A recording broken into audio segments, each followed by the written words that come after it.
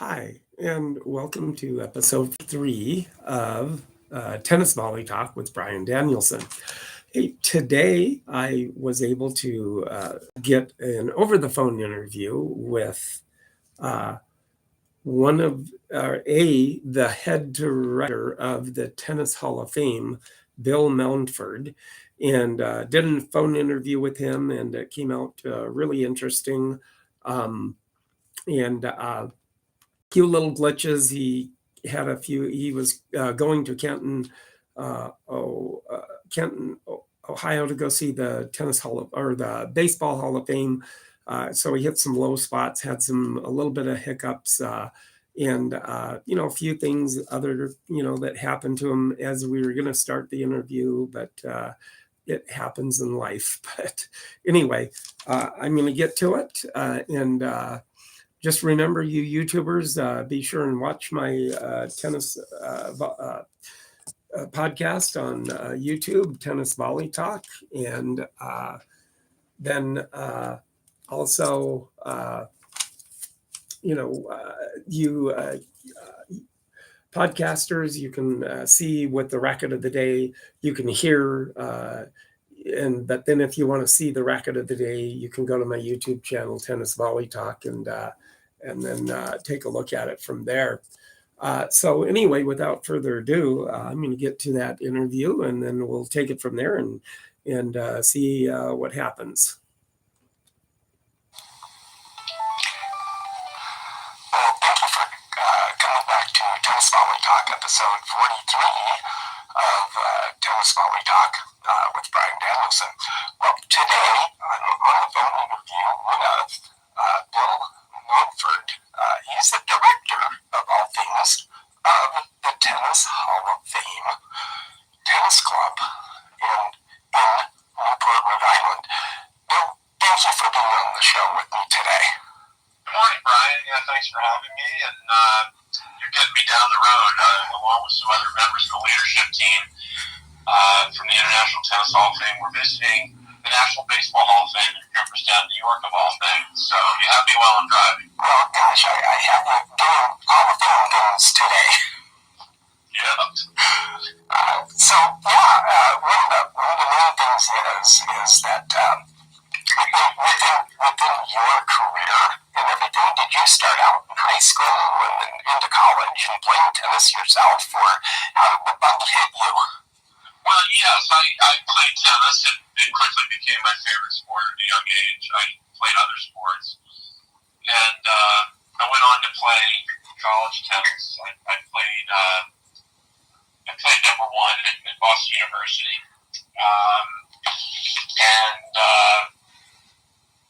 I've been involved in tennis throughout my professional career. After I graduated, I tried to play for a couple of years, and I ran a junior tennis academy in the Princeton, New Jersey area for 8 years. From there, I became the director of tennis at the USTA Billie Jean King National Tennis Center. It was actually not called the Billie Jean King National Tennis Center at the time. It was just the NTC, and the name, Billie Jean King's name, was added to that during my tenure, appropriately.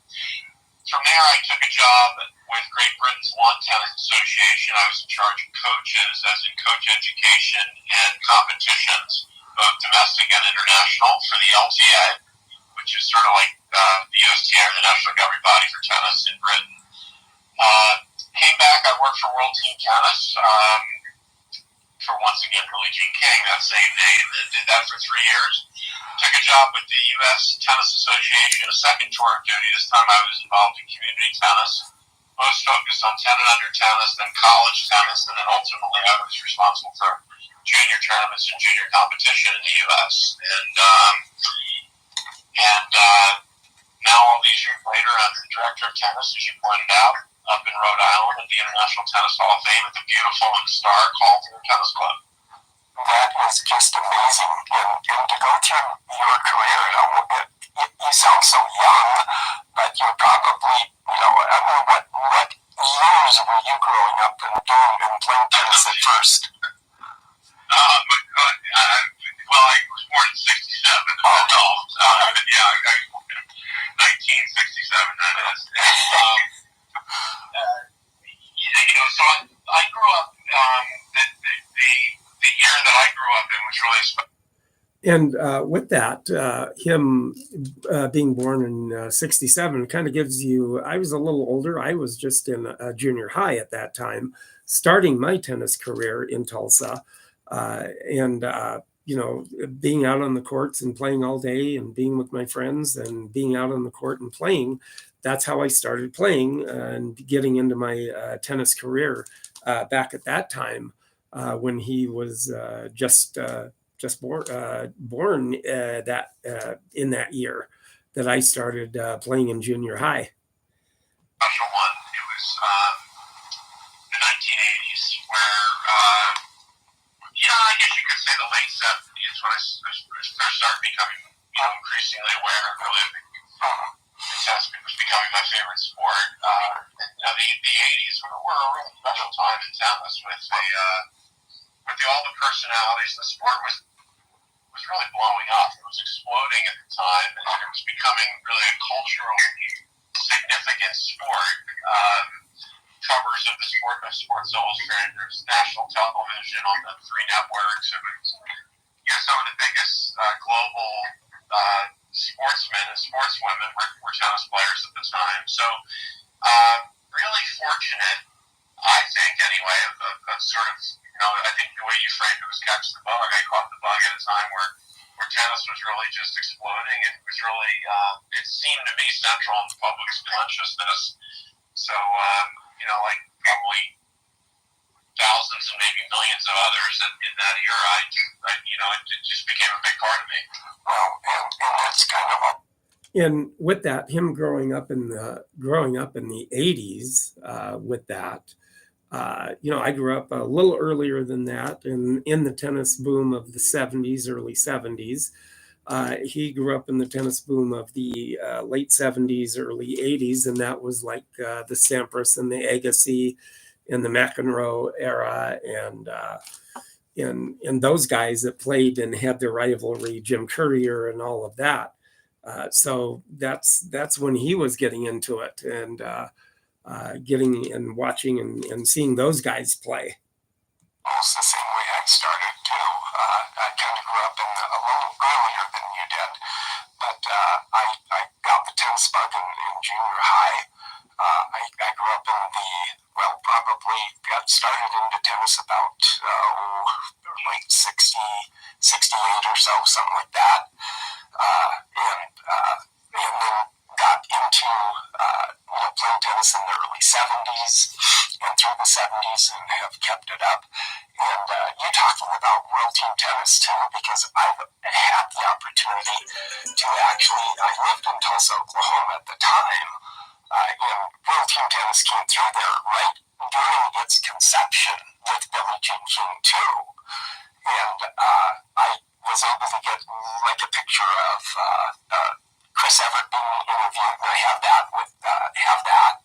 And I also have a picture of not too long after Bobby Riggs played Billie Jean King, and I have a picture of him looking at my camera that I took, the old 35 millimeter kind too. Yeah. And I'd had opportunities to go out and see tennis tournaments and stuff of that nature.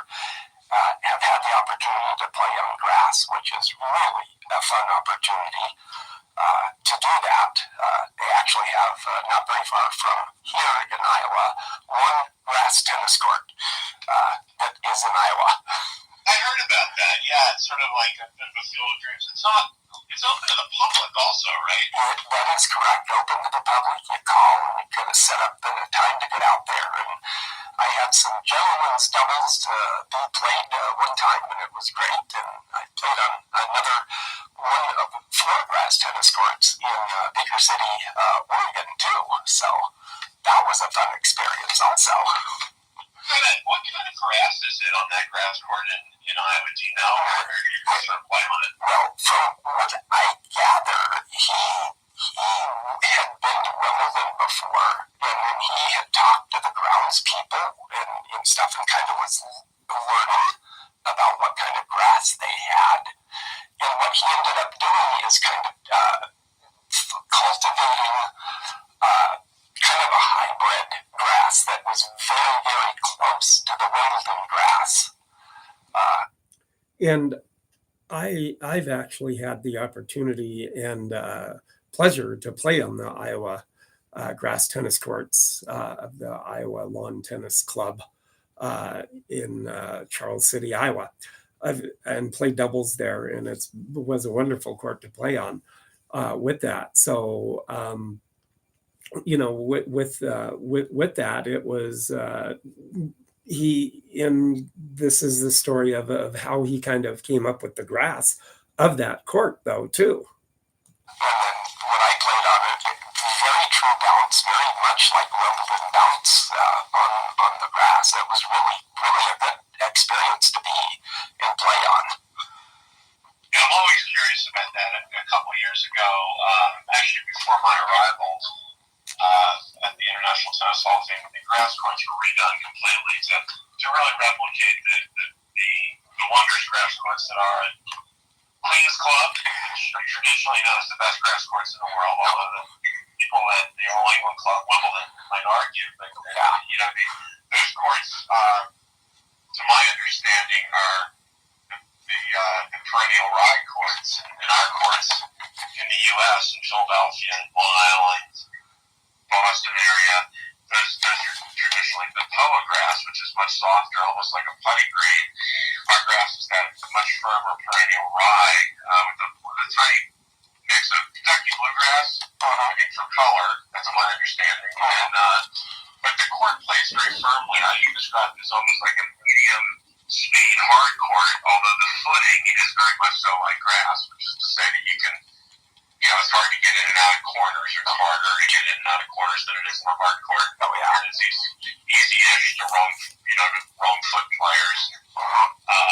Anyway, I'm curious. I'd love to at some point, find that court in Iowa, Field of Dreams style. I'll have a hit on that as well. Oh, it is just wonderful. And actually, on the internet, I think it's listed as Iowa Tennis Hall, tennis Field of Dreams grass tennis court in Iowa. So pretty easy to find, and then you call them up and then get the time set, and then you go out and play. Very good. But yeah, with that, and I know that with all the rich history of the Tennis Hall of Fame, and I've watched some of the inductees being inducted, and John McEnroe, and I have pictures of him too, and he was in an exhibition, and I have him hitting with my T2000 racket that I brought with me and stuck down on the court, and he saw it, and he hit with my racket with David Wheaton, his brother, and Jimmy Connors. Yeah, that was an exhibition that I was in here where I live in Minneapolis. Exhibition tennis match that I was in or that I was watching, and then I had my T2000 with me at the time, and lo and behold, McEnroe looked over and saw it there laying next to me and came over, put his racket down and picked that one up, and they were all hitting with my T2000 racket.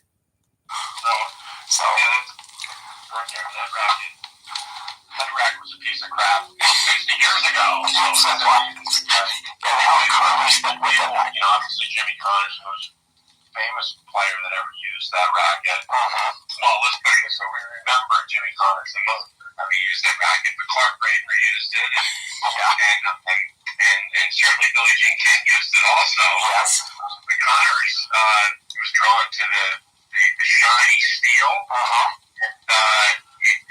That racket was made for him, and he was made for it. It's really amazing, but there are very few players that could channel it or control that racket. And in some ways, it made his accomplishments all the more amazing, all the more impressive, because the thing had a sweet spot the size of a ping pong ball, and if you hit that ball, if the timing wasn't really precise, you might launch. You would launch it. And yet Connors was so precise with that, so it's pretty interesting. It's funny to me that McEnroe himself would go out there, because if ever there was someone who was born to play with a wood racket, it was John Patrick McEnroe Jr. He had hands and since. He was just probably the best wood racket player of all time. Apologies to Rod Laver, but I think McEnroe is the greatest ever player with wood rackets. That's not to say that, Djokovic or Federer or Nadal or whoever wouldn't have been better if they used wood rackets themselves. Their games would have been different. But John was extraordinary, so I get a chuckle out of hearing you say that he was kind of fooling around that day with your 2000. Yeah, he was. It was so amazing. Got a picture of him holding it, so it's really kind of cool. And then through the years, I've been to WCT when it was in Dallas at the Moody Coliseum. The Texas University at the Moody Coliseum there, and I got a picture of Vitas Gerulaitis too, holding the trophy and his dad standing right next to him. So, I think that would be a nice little addition picture to the Tennis Hall of Fame, or even get, make a copy and get one over to his sister, Yeah, and that's what I ended up doing, is getting a picture of that with his Vitas's dad, looking at him holding the trophy with a smile on his face. So I do feel privileged to be able to take something like that before what happened to Vitas, the tragic thing that happened with him. I never met Vitas Senior. He was actually the first ever director of tennis at the USTA National Tennis Center. He preceded me there was someone after him before I took the job, a woman named Jan Hunziker, but Vitas Gerulaitis Senior had been the original director of tennis at our country's National Tennis Center. And his son, the Lithuanian lion, Vitas Gerulaitis, is one of my all-time favorites. And it's nice, kind of you to say that you'd love to send a copy to the Hall of Fame. It's of interest. It's of note that Vitas might be one of the best players ever who's not inducted into the Hall of Fame. He never quite made the cut. Had himself a great career high ranking number 3. Won I think 2 Davis Cups. He won an Australian Open. Had some legendary matches. The Italian Open was a massive tournament that he won back in the day, and it was one of those larger-than-life personalities. This is not a Hall of Famer. He's a really important part of our sports history. And what a pure game he had. I mean, volleys, the serve, all around. And I even have pictures of him in an exhibition that he played Ely Nastasi, and guest players were, of all people, Vince Van Patten and Dean Paul Martin, Dean Martin's son, who was a very accomplished tennis player too. Yeah, he was. Also starred movie Players, by the way. Yes. Dino Martin did. But Vitas himself can really move. He moved beautifully around the court. And, in an era where there was a bit less power, it was very hard to get through or around Vitas. He was just so doggone quick. He was lightning quick. As you mentioned, he served volley. And it was a very certain volley. He just was cat-like quick. Oh, sure. And to be able to have pictures of him and hitting the volley and the way he did it and everything was so great with all of my pictures I have. But like I said, I have that picture of Vitas holding the trophy, his dad standing there smiling, looking at him. And I think that would be an addition to the Tennis Hall of Fame, along with another one that you could send to his sister Ruta, because, who knows, I don't think she may have something like that. I don't know. I'm sure you would appreciate it. Yeah, that's lovely. And along with that, too, to be able to, send some of my tennis cards to you. And if it happens to find it into a professional's hand, I wouldn't mind that. One of the players' hands. But along with that, it's kind of amazing that the Tennis Hall of Fame has been around for so long. It started out being a casino, and then founded by Jimmy Van Allen. Was an official himself and a player himself, and then it kind of went from there. And then getting the players that have won this and played in this over the years is just amazing to hear all the names that have played people drew through that hollow grass courts. Yeah, to your point, Newport Casino was founded in 1880, and the first ever U.S. National Championships were contested there in 1881.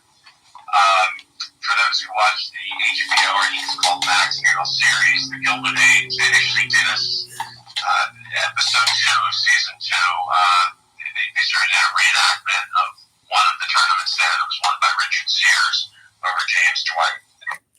And Richard Sears is one racket that I would like to have, a Sears racket. That would be a rare find in my collection. But maybe I might find it one day or something at a garage sale or hanging up or in a box that somebody never knew they had. So yeah, that's kind of what would be a cool find for me. I'm not sure what appeared to be a really low patch. I lost money. Oh yeah, you got to cut out there. So is it any better?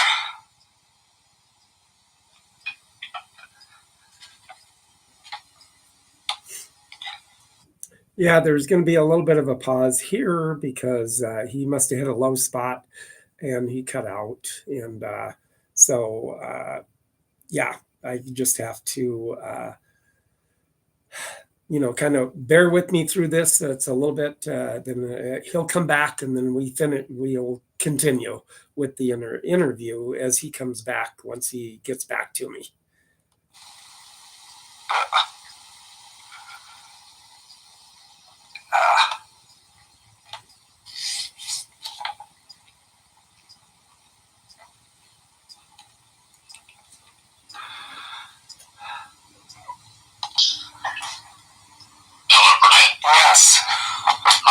Sorry, I'm having a really. Here in upstate New York, there's some really low patches. It's sort of like in the mountainous region. There's in the Catskills where there's a lot of ski mountains. Anyway, well, I have like 3 bars now. Okay. Yeah, that's very frustrating. So sorry about this first speeding ticket. Oh gosh. And then the drop call. Yeah, and that was kind of funny because when I first called him up, he was clocked, and he got a speeding ticket. Didn't realize he was going that fast. He thought it was like 60 or 65, and he was going 74 or something like that. He said so. Yeah. But I don't think it was because of me. But some things like that happen. So funny thing. When he's going to start the interview with me, that's what happened to him. And then the inability to get back on. But you want to pick up where we left off, or what are you thinking? Sure, yeah, we can pick up where we left off. As far as the rich history of the playing.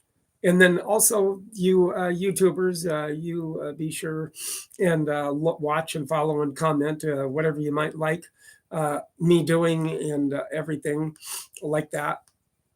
And so be sure and watch that tennis volley talk on YouTube, and then you podcasters, you'll be seeing the racket of the day very soon.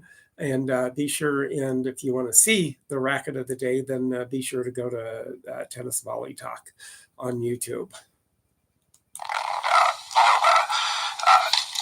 With where you were at, and plus, with the fact is that you were talking about WCT and everything too, and I actually was there when Bjorn played Lomas, and I took some pictures there. Okay. Where in Dallas? In Dallas, yeah. In WCT in Dallas. Yeah, that's fun. And so years later, I actually had blown up the picture that I took of Yarmo, and he was in an exhibition in Oklahoma where I lived at one time in Tulsa, and where of course where Connors went through with the Bank of Oklahoma tennis tournament through there for 10 years. And I have a friend of mine that was a tennis shop owner that strung Connors rackets for him, that was a tennis shop owner for over 40 years. But yeah, I interviewed him too. With that, I later then showed Guillermo the picture, and he looked at it, looked at me, and smiled, and then signed the picture. Well, that's really neat. That's fun. Yeah. So, it's just kind of the fun thing that I've been able to, do over the years with that. And then plus why I feel that, that picture of Vitas and his dad would be good addition to the Tennis Hall of Fame, just, to have that there for you guys to at least show somewhere. Yeah. So, but yeah, you were kind of like, with talking about Jimmy then. Well, I was, yeah. I mean, where I left off, where we got cut off, is I was saying that really all the great sports great champions for 143 years have played at Newport, excepting the most recent players. So Federer and Nadal and Novak have not played at Newport yet, and to my knowledge, neither Serena nor Venus, or Iga Swiatek or Ashley Barty, they have not played at Newport yet. But traditionally Newport always had those Eastern Grass Court Circuit events. Had the Jimmy Van Allen Run Pro events prior to the Open era, where they had various scoring structures. And then from 1976 on, there's been an ATP tournament the weekend, almost always. At the beginning, it was in September, my understanding is. But it's traditionally been the week after Wimbledon, the only grass court tournament left. And that tournament really kind of marks the beginning of the summer circuit in the U.S. with all the players playing at the Hall of Fame tennis tournament, starting there right after Wimbledon is played. North America, the only grass court ATP event left in North America. So really, it is a rich tapestry of our sports history, where the greatest players of all time played there, and the greatest players of all time are, of course, immortalized in the museum. Oh, yes. Immortalized in the museum with all the artifacts and tennis rackets that you guys have, too. But, right. If you love tennis the way you clearly do, it is an absolute bucket list destination, because, it's really neat to see you were talking about Billie Jean and the outfit that she wore, her, the racket that Bobby Riggs used, the plates that Fred Perry won, the letter that Arthur Ashe received from Jackie Robinson when he won the first ever U.S. Open. And it goes right to modern day. Coco Gauff was very generous to lend her outfit that she wore winning her U.S. Open in 2023 a couple months ago. Her sneakers and her outfit, New Balance kit, has been loaned to the Hall of Fame. So right when you walk in, among the first things you might see are Coco's match kit, which is really neat. That is so cool. And then through the years, too, I've right after Billie Jean had retired, she managed to make it to an exhibition with Carlene Bassett, Surgoza, and in Enid, Oklahoma, and I took some pictures of her and had a picture of me and her together. So kind of cool to have that. Those pictures. You're a professional photographer, just sort of an amateur dabbler. Amateur dabbler, but it's back then with the old 35 millimeter and the film and all that. So I have there were thousands of pictures of the 35 millimeter pictures I've taken over the years with the tournaments I've seen and been in, and exhibitions too. And another one of the calls I had was with Cullen Robertson. And with that too, to be able to take the pictures of Billie Jean King like I did, and have that opportunity to visit Enid, Oklahoma, when she was in an exhibition right after she had retired, that I had taken that picture. The Australian tennis player that actually moved from sent me to Oklahoma City and lived in Oklahoma City for 43 years. So, and that was kind of a cool interview too. But that's neat. Plus the Aussies has a great accent. oh yeah, absolutely. And then if you see or if you watch or get a chance to watch the YouTube, and you'll see the portion of my racket collection behind me. And then what I do is when it drops, I then upload it to the podcast venues. So if you're not watching, you can always go to iHeartRadio and listen to my podcast too, if you wish. And everything, but I'll definitely check it out. What is your all-time favorite tennis racket? Well, all time. And with that too, to be able to,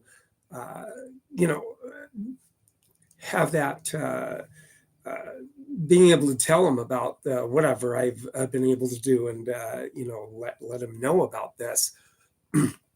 Also, you YouTubers, you want to take you're going to be watching this, be sure and subscribe, like, make comment of what you think, what I do. And then also you podcasters, you'll be seeing the racket of the day coming up pretty soon. So if you want to see it, go to my YouTube channel, Tennis Volley Talk, and take a look at the racket that I'm going to be showing today. All time, really, when I first started out, well, one of my oldest ones, March 8th, 1908, it's called the Dreadnought Driver. And that's one of my oldest rackets. You have to be careful with that. I'd imagine a wood racket that's what is it, almost 125 years old. You have to be pretty careful with that thing. I definitely am. That's why it's just hanging up on the little rack right behind me. And really kind of the history behind that is that was my first racket of the day that I showed. And that is derived from World War II, which really the battleships that had the big guns were called dreadnoughts. So I have the Dreadnought Driver of the tennis racket. So that kind of derived from the World War II battleships that had the big guns called dreadnoughts. You can see just how challenging, never mind the balls, never mind the erratic quality of the games themselves, you can imagine how difficult it was to play tennis at a really high standard. So people make comments about, players didn't have a topspin or the technique was different. I mean, those rackets were probably, 18 ounces or something like that back then, and they had all wood handles, and they were really unwieldy, and the balls didn't always behave. I got a little glimpse of it during that Gilded Age special where I was meant to train the actors who were playing the players playing the championship match, and we had rackets that were very similar to the rackets that you described. I think that they were. And I just wish I would have been there. I probably would have been one of the actors that at least didn't need to be trained too much, because I do have the tennis strokes and the skills to make it look like I can really hit the ball. More recently, but they're made to the way you look and appear with the ancient rackets. So, boy, it's pretty difficult to imagine tennis being played the same way. For those rackets. So you can see how serves were often underhanded just to get the point started. And each ball had a little bit of delicate shape to it because, it was more probably like backyard 4th of July badminton than it was to our modern game of tennis today, where these players appear to be superhuman, actually. They can get that ball, and the tennis court might as well be round the way they find angles. It's different times. My favorite racket of all time is the #1 selling racket of all time. It was made by Wilson Sporting Goods. It's called the Jack Kramer Autograph. I have a collection of some of them, and I have one displayed prominently in my office on the wall. So, and the reason it's my favorite is because it was the first real racket I ever got. I lasted for a lot of years. So, right before the oversized Prince rackets came out, I switched from Jack Okay. Yeah, it was. To me, it's just such an aesthetically pleasing, beautiful racket. Oh, it is. Um, Got the Stan Smith I'm racket. looking at it on the wall every single day. Oh yeah, and then they got the Stan Smith racket too that I have. I have one of those, and then I have a couple of older. You have the Stan Smith, you said? Yeah, I got the That Stan used Smith. to be the Tony Traver. Yeah. Before that, the Wilson Dunn Budge. Arthur Ashe used that. And Yeah. you mentioned Venus Carolitis. If you said Venus Carolitis used that for most of his cricket. So it was the heaviest of the Wilson rackets. It's a very heavy, stiff model. Oh, absolutely. So if you're strong enough to wield it, it was useful, but it was really an axe. And no wonder they called Rover muscles because of those heavy rackets. Well, they call it Ken Rosewall muscle. Oh, that's right, Ken Rosewall. That's right. But then with that too, I have the silver racket that Ash kind of played with too, and then some older Jack Kramer rackets that through his years of endorsing rackets in the 40s and 50s.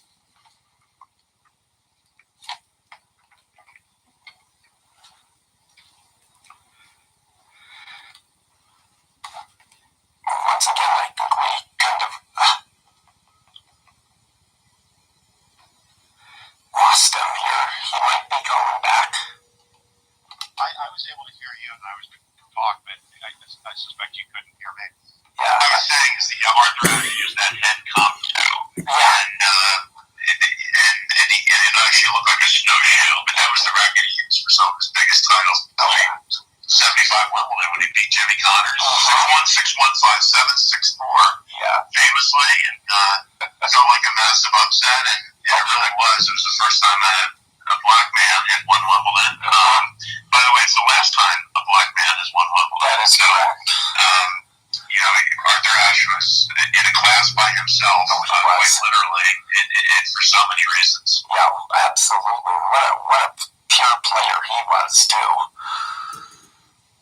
For anybody who loves Arthur Ashe or admires him or wants to learn more about him, I'd advise you to read what I think might be the greatest tennis book ever written. It's called Levels of the Game by John McPhee. Okay.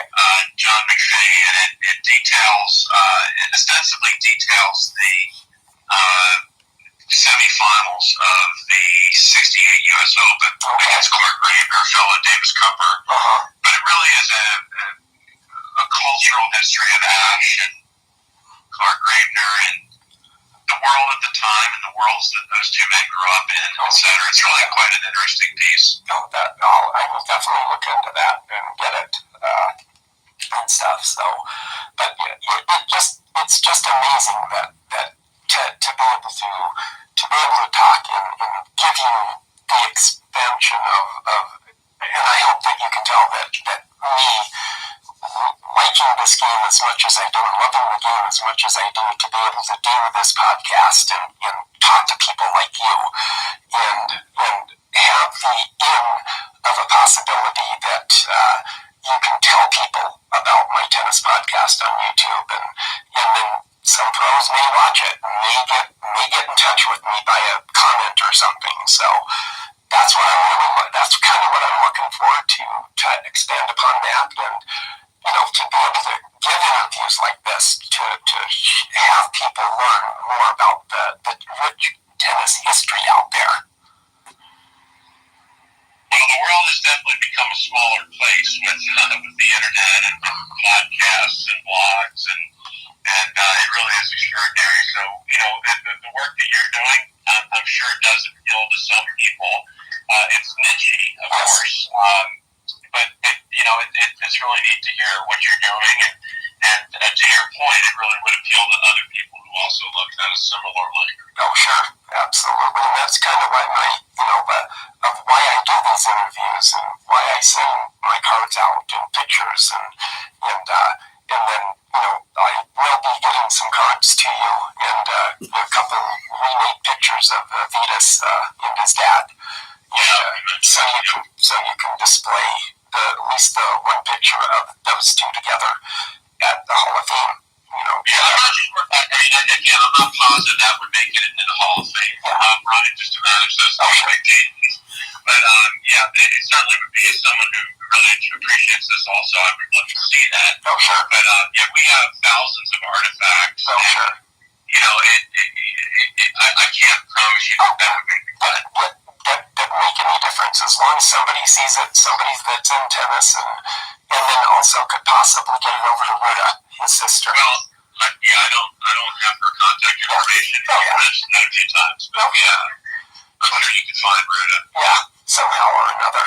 But no, I so appreciate your time with taking the time out of your day and your busy day and doing what you're doing. I'm really sorry. I said I got that dog on speeding ticket while we were talking, and then the call dropped twice as I was driving to upstate New York, Cooperstown, New York. Yeah. Also a beautiful little hamlet, and it was really a delight to get to know you and hear what you're doing and share a couple stories. And I just encourage you and all of your listeners who appreciate tennis the way that you, Brian, clearly do, to make that journey to Mecca, to Newport, Rhode Island, to experience the International Tennis Hall of Fame, from the start, tennis courts, and the museum. So it's really the home of all of our sports immortals. I can promise you that it would be really a fabulously enriching experience. So all your listeners, everybody who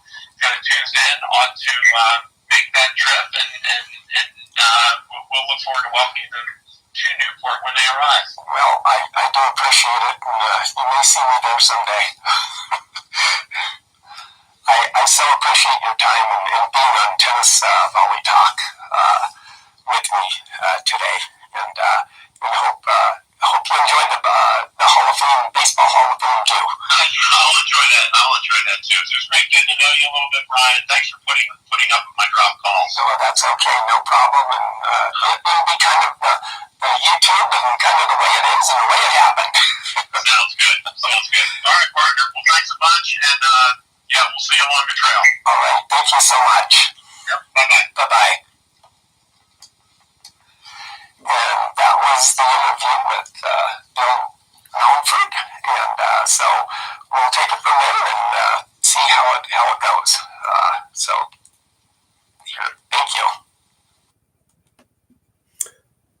So that was the interview that I had. So it came out pretty good. A few little delays there with him dropping the calls and stuff like that. So right now, what I want to do, just let you YouTubers know that watch, subscribe, make a comment if you liked it. It was interesting, very interesting to learn about some of the history of the Tennis Hall of Fame and being able to talk to him and him being the director of tennis at the Tennis Hall of Fame, Newport, Rhode Island. And then today, without further ado, for everybody, and then also you podcasters out there, you're going to hear me talking about the racket of the day. The racket of the day is a Wilson racket. And like he was saying, and it's called the Dogue racket, Dogue, Dogue, and that's kind of a brand name of what they called the racket.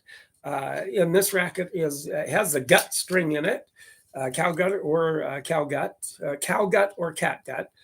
one of those, and then it looks to be probably in like the 1930s, early 30s to 40s, in that era, and then kind of has the little curved handle there, very smooth handle, wood handle, and very good condition racket, and made by the Wilson Sporting Goods there.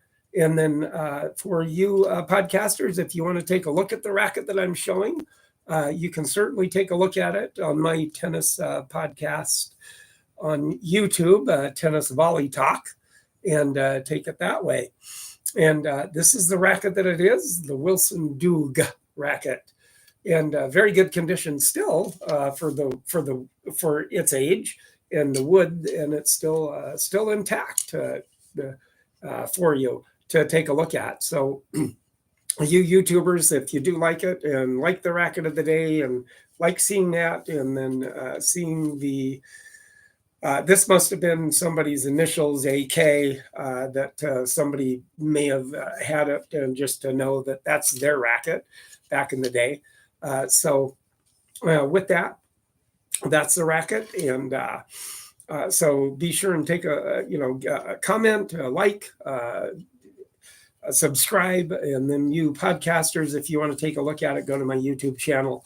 Also, Tennis Volley Talk, so you can like, subscribe, make a comment of what you like on that. So let me know.